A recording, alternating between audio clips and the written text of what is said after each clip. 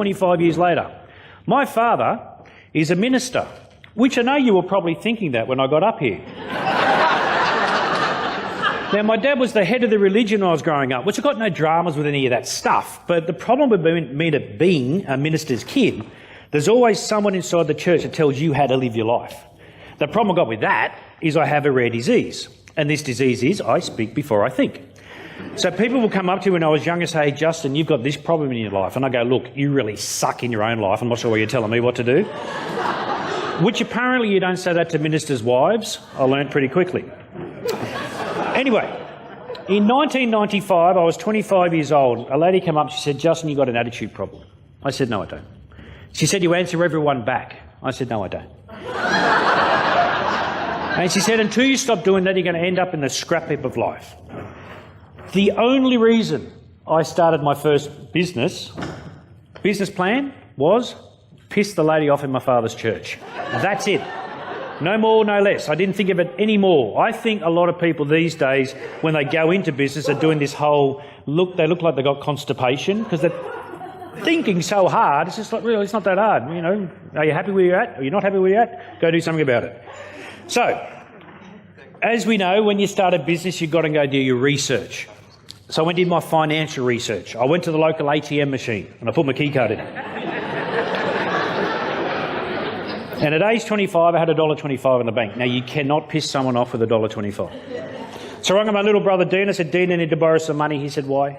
I said, "I want to piss so-and-so off in Dad's church." He goes, "All right, here's $50. So with that, I was filthy rich. Then I went and did my market research. Now, my market research was how many printers, to start off with, how many printers are in this in the area, because I only had $50 and I had no petrol in my car. I had a Mini back in those days. I had no petrol in it, and I didn't want to use my working capital. I know the words now. My working capital for fuel. So my parents gave me $5, and if you ever owned one of those old Minis, $5 gets you a very long way. So my research was, how far will that $5 get me and back, and how many printers are in that whole area? There was one. So I rang up Marty. Marty's one of my best mates. We used to do nothing together, and we were really good at it. I said, "I'm going to start a business today." He said, "You know how?" I said, "No." He said, "Can I come along and watch then?" Come along. The one thing I hope that most people get when I speak is, I hope you get more than one thing, but one of the things I want you to get is the whole fun factor. Have you ever met those people that used to be the life of the party and then they become a businessman? You go, what the hell happened to you? Like, being a business owner should give you more freedom to be able to enjoy the whole process. Is it hard? I was going to say a bad word then. Absolutely. Really hard. But it's enjoyable because it's yours. There's this whole ownership. Not making money for someone else and the boss taking it all home all the time. It's your own thing, which comes with highs and lows and whatever. But it's got to be fun. So I said, "Right, come along and watch." So we went out to the same printer that I found, and I walked in and I said to him, "Hello, I've chosen you out of everyone in the yellow pages to be my printer," which wasn't a lie. I just couldn't afford to go to anyone else.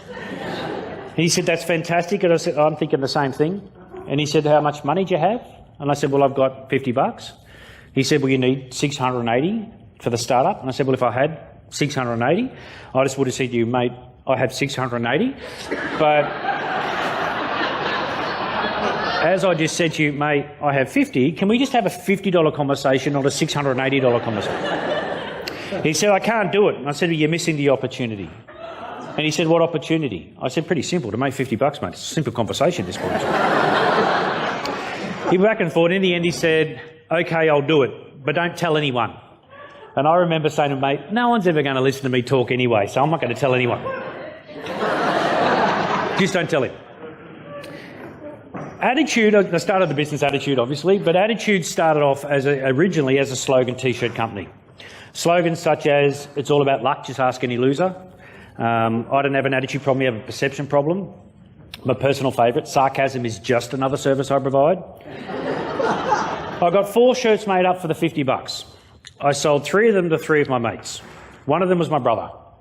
And Dean said, "I just gave you $50. Why do I have to pay you 20 for a shirt?" I said, "Well, I'm a businessman." We all went to church the following Sunday. We all walked in at the same time. We all sat on the front row. We all had the same T-shirt on, and this lady walked in and she was ticked. It's the best $50 I've ever spent in my entire life, right? Now, I wasn't expecting a great deal from that. I do think sometimes people have unrealistic expectations when it comes to the outcomes of their business. I really do. I do a lot of business mentoring, and a lot of the times the first session I'll sit with someone, they tell me what they want to achieve, and I go, yeah, not going to happen. It's not that I'm trying to blow their bubble or burst their bubble, it's just there's got to be a reality thing there. Will you pay your house off in the first year? Probably not. Just get used to that, maybe the second or third or fourth, doesn't really matter, but you've got to have goals. My goals was to upset the lady, tick. Done. Now, I wasn't expecting anything from that. I was going to go away and the following Sunday come up with, or the following week, come up with something else to piss her off the following Sunday. I thought, this is going well. We'll just keep it going. But on that day, people come up and said some stuff to me. First thing, I love your T-shirt. I said, thank you. Second thing, can I buy one? I hadn't thought that far ahead. Now, the only time I talk about figures is now just to show you how it went, and then we'll get back to this point. Now, I'm a really big believer in organic growth in a business. You can go throw a crap load of money at something, but if it's not going to work, you've just wasted a crap load of money. We've got to find out if a business is going to be organic or not. Can it just grow by itself? Is there a way that it can start rolling by itself, and how do we capitalise on that? Now, I know that now. I know that's a great way to do it. I did it in the first place. Didn't know you're supposed to do it in the first place, but for me, it was common sense.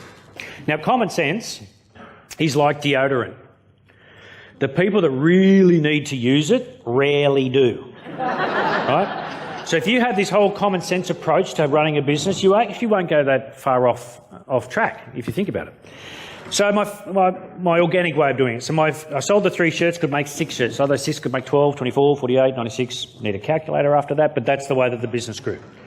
My first year's turnover was $50 start was $980,000. The second year was $2.5 million, $5.5 million, $12.5 million, $22.5 million. Last year the business was $37.5 million, so it sort of went okay. The good thing though about $37 million, besides the cars, I love cars, but besides the cars, I don't normally get ladies going, I don't get the car thing, I don't get the shoe thing. Same thing, really. So besides the cars, my wife's here. I can bag her out now because she said she was going to come up on stage, but she won't because she told me not to say that, so I didn't say it to get you up on stage. But this whole shoe thing, I'm not sure if any other blokes had this same problem. When they come out and say, which shoe would you like, or which one should I choose? Has anyone else done that? And you choose one? They go for the other one. Has anyone else noticed that? Don't ask me in the future. But anyway, so besides the cars, but the brand became an international brand, sold obviously all over the world. I write books. So sold over the world. Now, wherever that lady goes on holidays, I am now pissing her off globally. It's awesome.